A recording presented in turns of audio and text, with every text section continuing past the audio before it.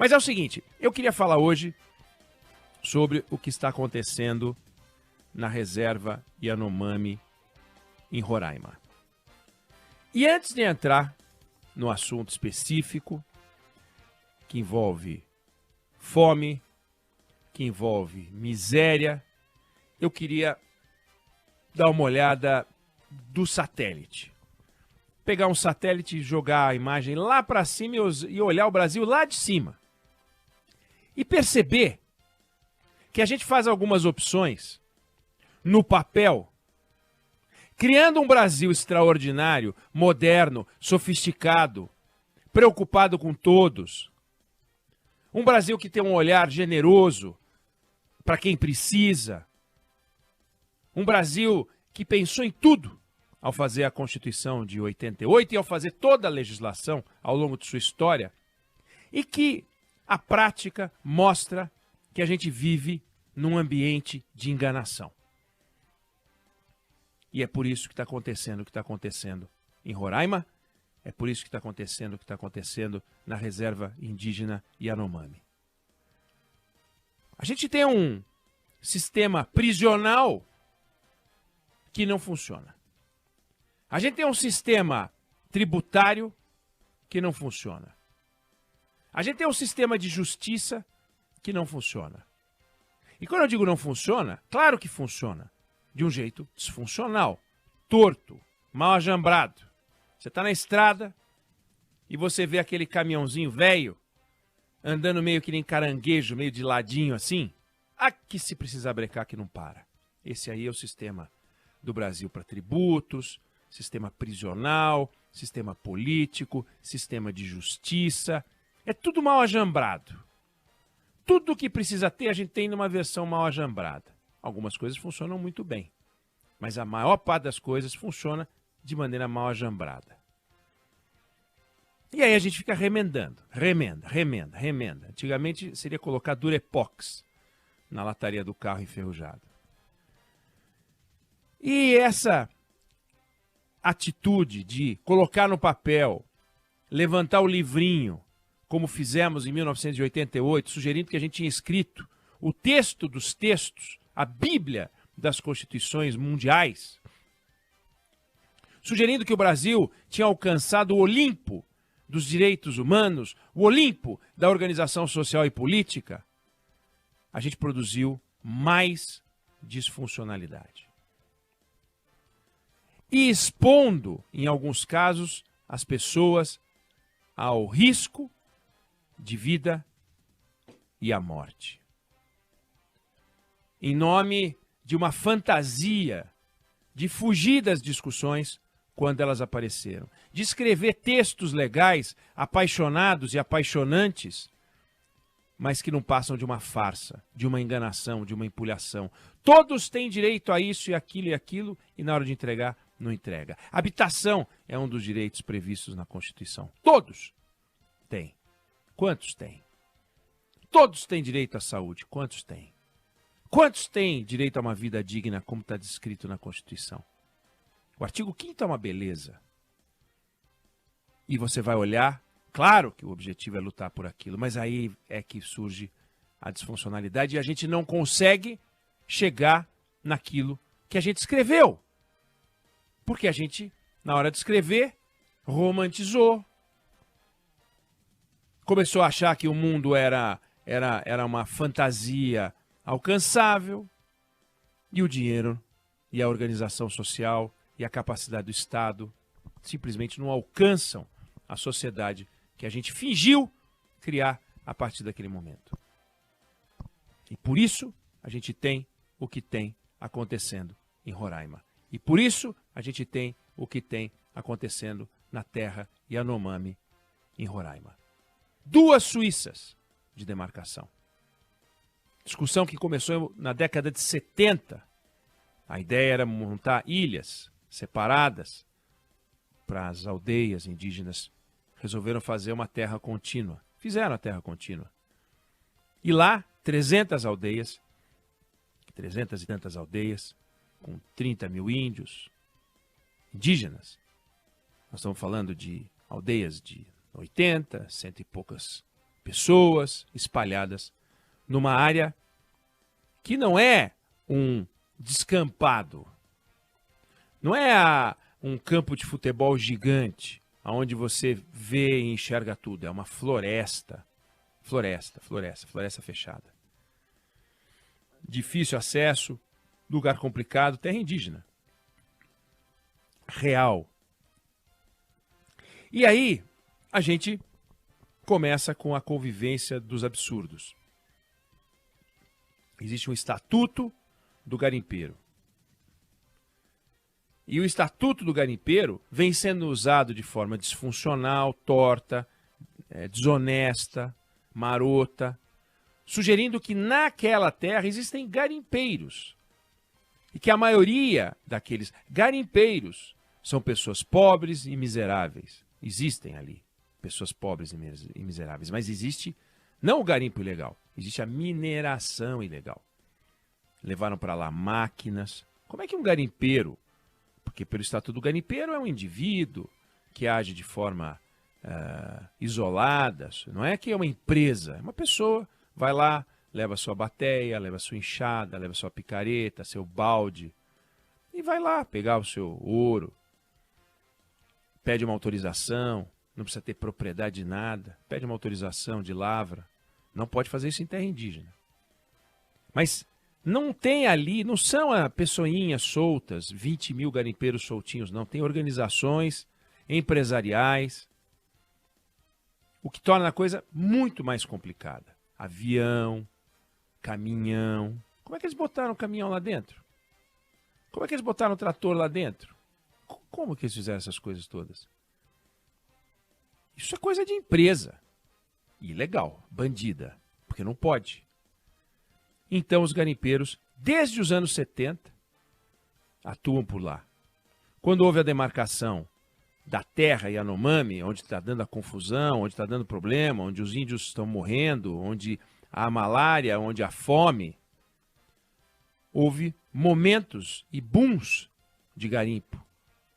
Tem casterita, que é uma coisa horrorosa, grande devastação casterita, tem ouro.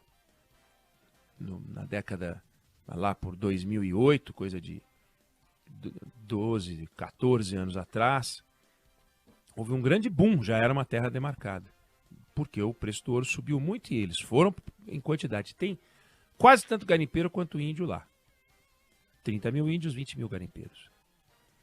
20 mil garimpeiros. Como é que você demarca, e aí vem a discussão da Constituição de 88, como é que você demarca uma terra e deixa ter garimpeiro dentro? Ilegal, porque não pode. Não poderia ter. Não podia ter um ali. Como é que tem 20 mil? Não é que tem 20 mil dos últimos 4 anos, não. Tem 20 mil. Já tinha 15, ou 14, ou 10, ou 20. Sabe, é um processo de... Sabe quando você tem o processo de favelização? Quando você tem uma ocupação irregular numa área? Como é que você não pega no nascedouro? Como é que não pegaram no nascedouro? O que está fazendo? Estão fazendo todas as instituições ligadas e de proteção aos indígenas que não conseguem reverter isso e fazer um barulho. O que estão fazendo há décadas, Polícia Federal, Forças Armadas, que não conseguem combater isso? Há anos e anos e anos e anos e anos que a gente ouve falar disso. A gente pode questionar o critério para a concessão de terras indígenas no Brasil. E deve discutir, sim. É um assunto para discutir, sim. Quantos por cento do território nacional devem ser entregues à comunidade indígena? Agora, essa terra Yanomami é de 92, 91, 92. Tem 30 anos. Para, né? Aí, você chega lá e os índios, numa região que tem o dobro do tamanho da Suíça, não tem o que comer? Como assim não tem o que comer? Eles estão pegando malária. Demais. Porque tem garimpeiro demais. Tudo começa com garimpo ilegal. Tudo começa com a mineração ilegal. O garimpo até é uma forma carinhosa de chamar as estruturas criminosas que tiram o ouro de uma área onde não pode haver extração de ouro, e para lavar esse ouro, entre aspas, né, lavar a venda desse ouro, transferem esse ouro para uma área mineral, uma área de mineração qualquer, em que dizem que é legal, e então ali teria surgido esse ouro. Não tem ninguém como descobrir, a não ser que haja uma investigação, a não ser que haja um trabalho da Polícia Federal, a não ser que haja um trabalho muito forte do aparato de segurança e, enfim, e prevenção ao crime no Brasil. Então esse ouro é muito mais fácil de transferir, porque o ouro vale uma grama. A madeira, por exemplo, é muito mais complicada, né? Mas você pegar esse ouro e levar para uma área de mineração bacana, você vai e vende ali o ouro para os órgãos oficiais, até se quiser, Banco Central e as DTVMs, todas que podem comprar esse ouro. E na área de garimpo não tem produção, só que você chegar lá, e já teve uma operação grande, algumas operações grandes nos últimos anos, e você vê avião, caminhão, trator, inclusive com uma discussão sobre destruição dos equipamentos, se pode destruir, se não deve destruir. Tem uma turma que diz, tem que destruir, porque para tirar de lá é mais caro do que... O Estado não tem dinheiro para tirar de lá, não tem dinheiro para pagar o fiscal, vai tirar de lá como? Vai fazer um leilão, mas como é que vai tirar de lá? Então fica uma confusão. Outra ala diz, é um absurdo destruir um equipamento. Usa esse equipamento para outra coisa. Já destruíram o avião, destruíram trator. Como é que um cara põe um trator de 500, 600, 700, 800 mil reais e ele se chama garimpeiro? Não é garimpeiro. Não é o garimpeiro que a gente imagina. Ninguém tem 800 mil reais e ainda põe a máquina lá dentro. Espera aí, isso é um empresário, pô. É um empresário. Empresário do crime. Porque não pode extrair o ouro de lá. E então você entra na discussão sobre essa estrutura, essa lógica dos sonhos do Estado que cria uma fantasia que é uma reserva indígena que não é uma reserva indígena. A reserva indígena não pertence aos índios. A reserva indígena, ela pertence ao Estado. É uma área do Estado e o Estado tem que proteger. É uma área do Estado com usufruto dos índios, dos indígenas. Não é uma área que pertence aos indígenas, que podem fazer o que bem entender. Não é assim que funciona. E aí é uma coisa muito complicada. Porque não dá para imaginar e não dá para a gente sonhar que numa reserva indígena você vai ter os indígenas vivendo como viviam antes da chegada dos brancos, dos holandeses, dos portugueses, que foram os que ocuparam a região em Roraima. Você tem histórias de chacina no século XVIII de indígenas na região, Yanomamis. Você tem mortes e chacina, algumas. Em Roraima foram 4, que a história registra, recente até. Agora você tem, não uma chacina, você tem a morte de indígenas por falta de comer. Mas não é porque não tem comida. Não é porque não tem comida. É porque eles estão doentes.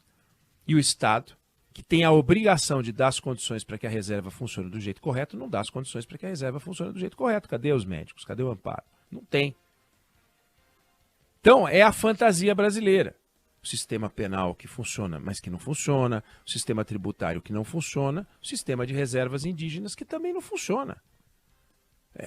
Não é que é o único lugar onde a gente está indo mal. Não, a gente está indo mal num monte de lugares, mas nesse você produz doença e morte, diretamente, ao permitir a exposição de uma parcela da sociedade ao crime, que acontece em grandes cidades também, áreas controladas pelo tráfico de drogas, áreas controladas pela milícia que o Estado não combate, e aquilo é uma turma que fica sob o jugo do crime, como os Yanomamis, que são mais indefesos, não estão à vista da sociedade, as coisas acontecem lá, e aí você tem essas cenas absurdas, e essas histórias absurdas que a gente está vendo de desnutrição pesada, inclusive com morte. E uma quantidade de mortes muito maior do que se registrava antes. Então é terrível. Aí isso se presta agora a uma discussão ideológica, de novo, que é a marca do Brasil. Agora nós vamos discutir essa questão à luz de Bolsonaro e Lula?